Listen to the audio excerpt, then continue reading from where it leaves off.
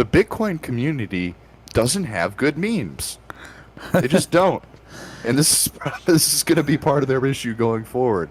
They don't have funny memes, guys. Like the Bitcoin community is all white papers and black ties. Yeah, I have to say, and I've seen a lot of Bitcoin memes, and they've all been pretty sterile. It's just kind of like all the memes kind of convey the same concept that Bitcoin is number one, you know, and Yeah. it's the best, and that's like the point of all those memes. And to me, that's not funny. It's not funny just to like. Max Kaiser in Miami, while I was down there, famously said, "He who controls the Bitcoin controls the world," and I would disagree. I think he who controls the memes controls the world. You're absolutely right, and that's such a great point. I agree with you wholeheartedly. He who controls the memes, he who can harness memes most effectively and actually just make the best ones. You know, and we've seen time and time again, and not just in the crypto sphere, but to a certain degree, like politics, not necessarily this last time, but in 2016, we saw it too, where people were literally, and we see this in crypto, we see this in Doge, where people are literally memeing things into reality, and they're memeing their way to power, you know, which has never been more true. I mean, in the crypto community, memes are arguably the most powerful arsenal in crypto right now. Think about this, Steven. This just is like a shower thought that just riddle me this. Go ahead. I believe that even though, well, Bitcoin obviously number one market cap, doing the best, is the oldest. I believe what Bitcoin did was miss the mark by about a decade. What I mean by that is that the average age of the average Bitcoin holder is significantly older than most other altcoins. And the reason that this is going to become an issue down the road is because you're right. The memes will be the currency of the people who are closer to our age online. And if you cannot convey your message through this meme material, you are going to lose in the end. And it's only because your client base is going to age out. Yes. Eventually they're going to age out. Yes. This is what is starting to happen right now before our eyes. Yeah, I agree. I think your observation is an astute one, and very, very keen and accurate. He who controls the laughter owns the world. That's exactly what Nick and I are talking about right now. Laughter, aka Memeology. It's there. You can't have one without the other, and that is everything that memes are based upon. Now, some more traditional types would argue, obviously, that memes aren't a good idea.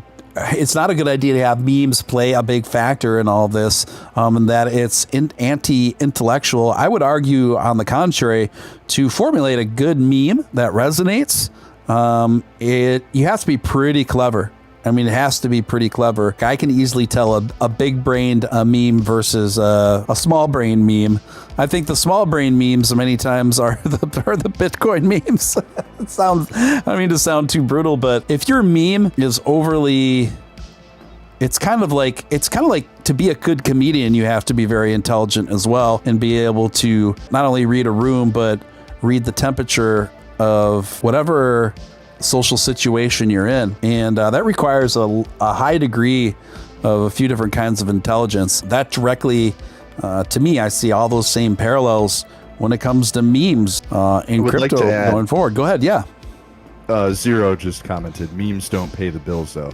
I am proof positive that is not the case, because when I bought Dogecoin, it was literally just a meme coin. I attest that now it is not the case. However, I purchased Dogecoin when really all that we had were memes at the time, and I'm retired, and I'm about to be 33 years old. So for me, at least, memes did pay the bills, like significantly so. But this could be a huge factor going forward, is that you need to have a community that's solid in this area of speech. I would call memes a new area of communication as like a form of speech.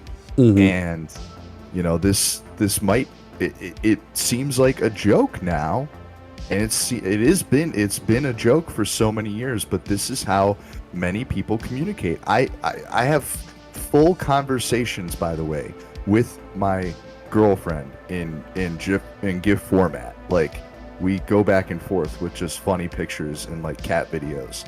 And we don't have to say any words in particular.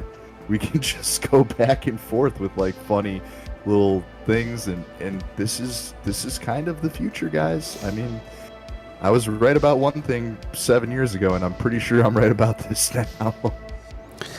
Yeah, I mean, just when you think about how often with your friends or significant others that you send each other either memes or GIFs as a means to express something, right? Not that you solely rely on that, but we solely rely on that by any means, and not that I don't think we ever will solely rely on that. But the main point is, it's not going anywhere as far as how we communicate. It's going to continue to be a permanent fixture of how we communicate in everyday life, and it's especially proven to be true when it comes to cryptocurrency. So if it's true in everyday life, why would it be an exception in something like crypto? It's not going to be. It's not going to be. This is something that's very difficult for folks. Either it's like folks like Charles Hoskinson and people who consider themselves ADA maximalists, they're out there, or Bitcoin maximalists. They can't wrap their head around this. They're like, how the heck is dog money winning? How is dog money winning? What's the deal? And don't get me wrong. I mean, it's not like dog money is solely resting on the laurels. Dogecoin is solely resting on the laurels of its memes. I mean, its utility is really sound. It's really solid. It has just a combination of things, right? So I think the Bitcoin types and the ADA types, I think they made a major miscalculation, Nick, and they continue to do so when assuming that the only way a crypto can be successful or being taken seriously is if you brand it like you're branding a Pfizer drug. If you brand it like a Pfizer drug, your logo looks like a Pfizer drug, the name of your currency sounds like one, and you try to talk like a big pharma rep, but with crypto, who are you talking to? Are you even familiar with what the crypto market is predominantly made up of? What kind of people it's predominantly made up? Who are you talking to? Those people will always exist. Oh yeah, straight-laced. Those serious types. But moving forward, that will be a minority instead of the. If you go back to 1950, yep, that wasn't the case. Everybody was like that. That is going to be a minority of people going into the future, because more and more people, children have iPads when they're 3 years old. Yes. They're literally raised on the stuff. And not that I agree with that or anything. I'm not like pro giving your kid an iPad. Me either. I'm just saying that that this has now become the world that we live in.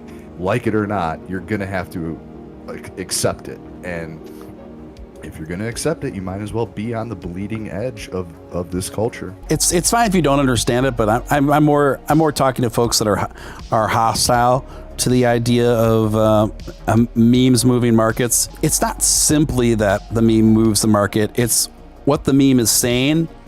You still have to have like a decent product to a degree. Now, to a degree, not always, but it's not like an accident that Dogecoin is now a permanent top tenor.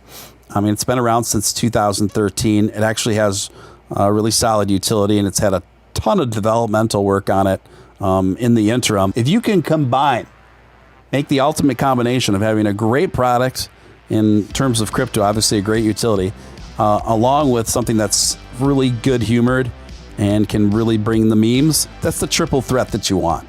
And that doesn't even just apply to crypto, but any kind of a product producing or marketing or branding, really. Well, exactly. You could, right now in the world that we live in, you can literally start a business based on a joke. And Doge is proof positive of that. Now, that will not get you all the way to the top.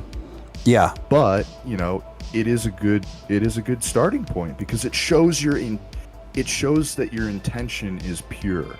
That you're really there to have a good time in the space that the whatever space you inhabit as a company or a business or whatever it may be.